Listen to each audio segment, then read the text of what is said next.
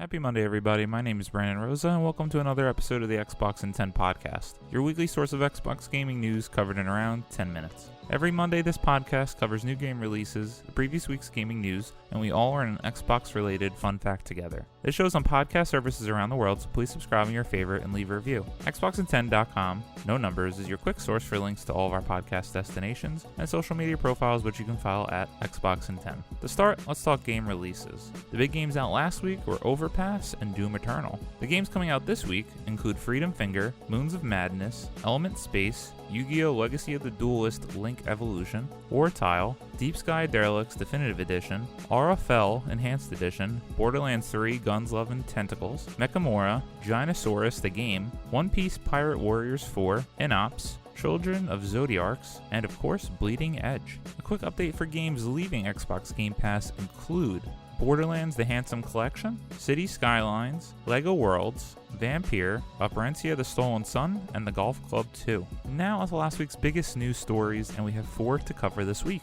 Xbox Series X full specs revealed. This one is by Joe Scrubbles on IGN, but I would highly recommend everyone going to read Will Tuttle's full story on Xbox Wire. IGN has a nice succinct version, and I'm going to read that one. Full specs list for Xbox Series X has been released. Those specs also confirm what the Xbox Series X mystery port is for, as Digital Foundry reports, Microsoft and Seagate have made a proprietary external 1TB SSD that can be plugged into the console for extra storage. Essentially, it's a giant memory card. The CPU includes 8x Zen 2 cores at 3.8 GHz, 3.6 GHz with SMT. The GPU has 12 teraflops of power, 52 CUs at 1.825 GHz, and custom RDNA 2. The die size is 360.45mm 2. The process is the TSMC7NN Enhanced. The memory is 16 GB of DDR6. The memory bandwidth, 10 GB at 500 GB per second, and 6 GB at 336 GB per second. The internal storage is a 1TB custom NVMe SSD. The I/O throughput is 2.4 GB a second raw and 4.8 GB a second compressed.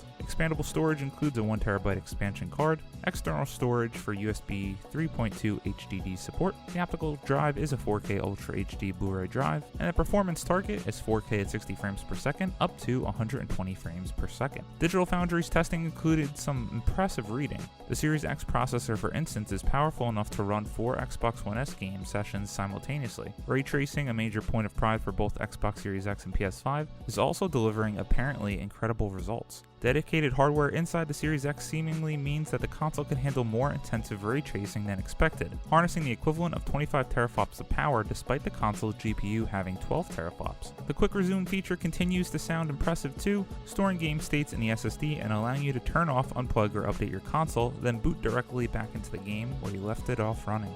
Per the Xbox blog post, quote, one of the testers on the team unplugged his console for a week, then took an update, and was still able to continue right where he left off with not so much as a loading screen, end quote. One major point covered in today's news is the benefit of the Series X on older games. We've already learned that the Gears 5 will have a Series X port, free to those who already own it. However, Microsoft has also discussed a curated list of Xbox One games that will work to improve on the new hardware, upping resolutions and potentially doubling frame rates. The Series X is also seemingly capable of applying convincing HDR effects, even to games that weren't designed with that functionality in mind. Digital Foundry was shown both Halo 5 and the original Xbox title Fusion Frenzy, released well before HDR was a going concern. Running with that was apparently a real-looking HDR effect. This is system-wide and should apply to any game capable of running on Series X, no matter its age. This tech can also be used to add color blindness modes to games that didn't support them at the time. And as pointed out by Austin Evans, the console's internals include a Master Chief Easter egg, which the Xbox One X also did. It's becoming a bit of a tradition.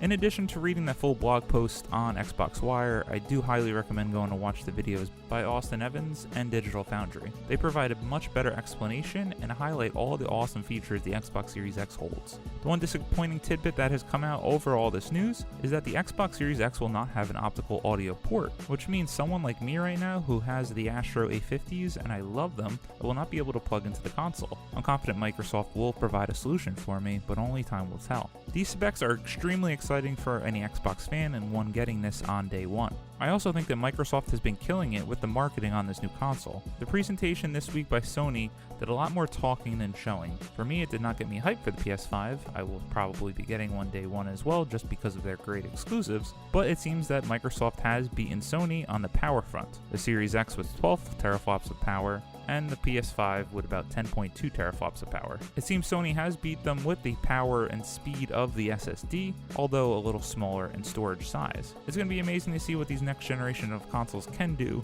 but ultimately it will come down to the games. Microsoft and Xbox Game Studios needs to come back very strong with first-party exclusives. Number 2. Minecraft Dungeons devs suggest game may be delayed. Matthew Olson at US Gamer writes, the COVID-19 coronavirus outbreak has already affected hardware production, caused many developers and publishers to start working from home, and delayed the release of one prominent port, but we may see the first high-profile release of a new game pushed back due to the virus's aggressive spread. Today, Mojang announced that its team is now working on Minecraft Dungeons remotely, and says that the impact on the team's workflows could change its development timeline. Minecraft Dungeons is targeting a release on PC, Xbox One, PS4, and Switch sometime next month, April 2020. If this game does indeed get delayed out of April 2020, it will just be the first of many that we see as an impact of the coronavirus and its spread. There will certainly be many delays we never hear of behind the scenes, with impacts on games that are not yet announced. Number 3, Sea of Thieves PvP-focused arena mode getting major overhaul next month. Matt Wales at Eurogamer writes, the big news from Rare's latest developer video update undoubtedly comes in the form of April's significant arena mode overhaul said to mark the start of its next chapter. As of April's update, all treasure maps and all but one cashing in ship will be removed from the arena, with every player now being directed toward a single buried treasure, highlighted by a large glowing beacon. Matches will be shorter, reduced from 24 minutes to 15 minutes, arenas will be smaller, and silver rewards for ship-to-ship battling will rise. Rare says that these changes are designed to encourage condensed, fluid gameplay,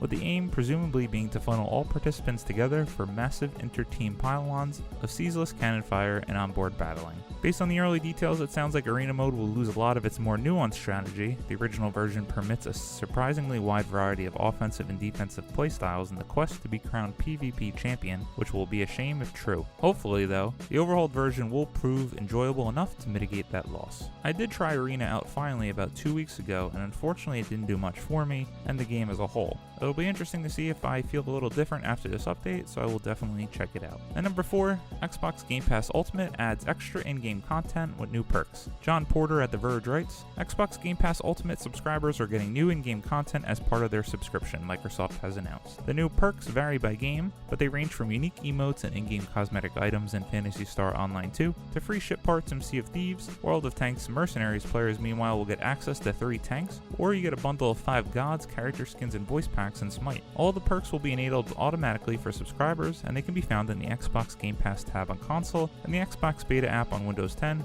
or in the Xbox Game Pass mobile app. Microsoft says it will announce new perks as part of future Xbox Game Pass catalog updates. Announced last April, Xbox Game Pass Ultimate combines Microsoft's Game Pass subscription service with an Xbox Live Gold subscription. It saves you around $5 a month compared to the cost of paying for the 2 services separately. Now, if you're the kind of person who likes to spend money on additional in-game content, it could potentially save you a little more. Just more added value and content to the best subscription service in video games in the power of Xbox Game Pass. As always, we end our show with a fun fact about Xbox, and this one is with Bill Gates and the Dreamcast. Credit to Andrew Smith on thegamer.com. Dreaming of the Dreamcast. While a lot of us might not have appreciated what the Dreamcast was as a system until much later, it was quite clear that Bill Gates had deep respect for Sega in that regard. He saw them as pioneers in the gaming industry, and he felt that they were truly making headway for the future of console gaming as a whole. This deep respect not only caused him to seek out a deeper partnership with them, but also drove him to entertain the idea of having backwards compatibility with the Xbox. Given that Xbox Live was currently in development at the time, it is easy to see why the deal fell through. Osayo Okawa, chairman of Sega, wasn't able to get the Sega Net to be a part of the console, and so the deal fell through. Though the initial partnership failed, Gates wanted to continue the friendship and had Sega create 11 titles for the system. Personally, I didn't own a Dreamcast until much later, but it was one of the most revered consoles I played when I would play at my cousin's house. I thought it was really cool, and I do go back to play it every now and again. Shout out to Crazy Taxi and somehow Sonic Adventure 2 Battle. Thank you all for listening to another episode of the Xbox in 10 podcast. If you like the show, please subscribe on your favorite podcast service, share it with your friends, and follow on all social media at Xbox in 10. This past week I've been back on my Destiny 2 grind, played a lot of Call of Duty Warzone and Call of Duty Modern Warfare multiplayer. This week I'm excited to check out Bleeding Edge finally coming out. And of course, to everyone out there, please be safe with coronavirus. practice social distancing, and credit to all those that have to work to keep us going as a country. I know these are dark times, but hopefully this podcast could be a little bit of levity each week for you going forward. My name is Brandon Rosa. You can follow me on Xbox at Brosa93. Hope you all have a great week, be safe, and keep on gaming.